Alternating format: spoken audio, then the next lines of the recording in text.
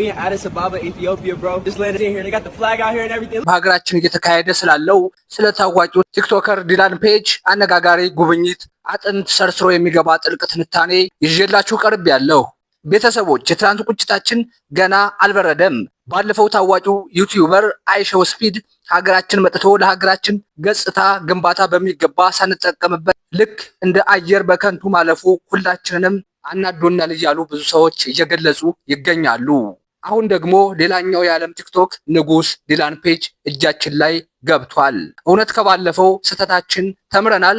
ዲላን ፔጅ በኢትዮጵያ እያሳየ ያለው አስገራሚ ብቃት ምንድን ነው? ከሁሉም በላይ ደግሞ ወጣቱ ከዚህ ሰው ስለ ሶሻል ሚዲያ አጠቃቀም ምን ትልቅ የህይወት ምስጢር መማር አለበት? አብረን በጥልቀት እንመለከተዋለን። ቤተሰቦች፣ ዲላን ፔጅ ከሌሎች የውጭ ዜጎች የተለየ አስገራሚና የሚያስቀና ተሰጥኦ አለው። የትኛውም የኢትዮጵያ ክፍል ቢሄድ ከማህበረሰቡ ጋር ለመዋሃድ ሰከንድ አይፈጅበትም። የሚያስገርመው ደግሞ የሁሉንም ብሔር ጭፈራ ለመልመድ ያለው ፍጥነት ነው። ትከሻውን አርገፍግፎ እስክታ ሲመታ፣ የኦሮምኛውን ሽብሸባ ሲወርድ፣ የጉራጌውን እና የደቡብ ባህል ጭፈራዎችን ልክ እዚሁ አፈር ላይ ተወልዶ እንዳደገ ልጅ በአጭር ጊዜ ተላምዶት ሲጨፍር ማየት እጅግ አስደናቂ ነው።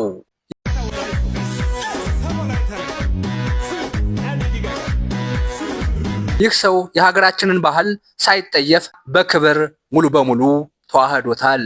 ታዲያ ቤተሰቦች፣ ይህንን ድንቅ ብቃት እና አዳዲስ ባህሎችን ለመማር ክፍት የሆነ አእምሮ ያለውን ሰው ከመሄዱ በፊት በደንብ ልንጠቀምበት አይገባም?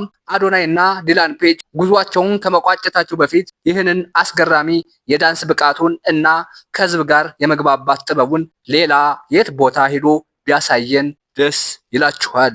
የጎንደርን አውድማ ረግጦ የሰሜኑን ባህል ቢያይ፣ የደቡብን ብዙሃነትና የባሌን ተራሮች ቢጎበኝስ?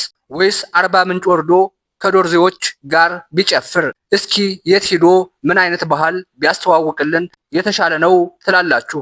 ሐሳባችሁን ኮሜንት ላይ ግለጹላቸው። ከዚህ ሁሉ ባሻገር ግን የኛ ወጣት ከአዶናይም ይሁን ከዲላን ፔጅ አንድ አእምሮን የሚያነቃ ትልቅ የህይወት ትምህርት መውሰድ አለበት። ማህበራዊ ሚዲያ ወይም ሶሻል ሚዲያ ማለት ዝም ብሎ ቪዲዮ እየለቀቁ እዩኝ እዩኝ ማለት፣ ታዋቂ መሆን ወይም የሰውን ወሬ እያዩ ጊዜ ማጥፊያ አይደለም።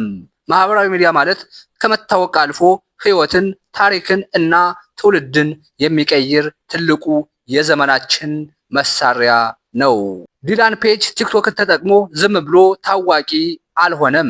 ቲክቶክን ወደ ቢዝነስ፣ ወደ ዲፕሎማሲና ዓለምን ወደ ማዞሪያ ድልድይነት ቀይሯታል። አዳዲስ ነገሮችን ለመማር ያለው ፍጥነት፣ ባህልን የማክበር ስነ ምግባሩ እና ትኩረቱ ዛሬ ላይ ሀብት አፍርቶ ዓለምን እንዲዞር አድርጎታል። ስለዚህ የሀገሬ ወጣት ንቃ! ስልክህ ላይ ያለው ኢንተርኔት የቢሮህ ቁልፍ ነው። ታዋቂነት ዛሬ መጥቶ ነገ ይጠፋል። ነገር ግን እውቀትህን፣ ተሰጥኦህን እና ባህልህን ተጠቅመህ የምትሰራው ስራ ህይወትህን ለዘላለም ይቀይረዋል። የውጭ ዜጎች መጥተው የእኛን ባህል ሽጠው ሲከብሩ እኛ የራሳችንን ወርቅ ትተን የሰውን ጫጫታ ማጀብ ማቆም አለብን። የጽናት ሚዲያ ቤተሰቦች፣ የዛሬው ጥልቅ ትንታኔዎች ይህን ይመስላል። እናንተስ ምን ታስባላችሁ? ዲላን ፔጅ ከመሄዱ በፊት የትኛውን የኢትዮጵያ ክፍል ቢጎበኝ እና የትኛውን ጭፈራ ቢያሳየን ደስ ይላችኋል?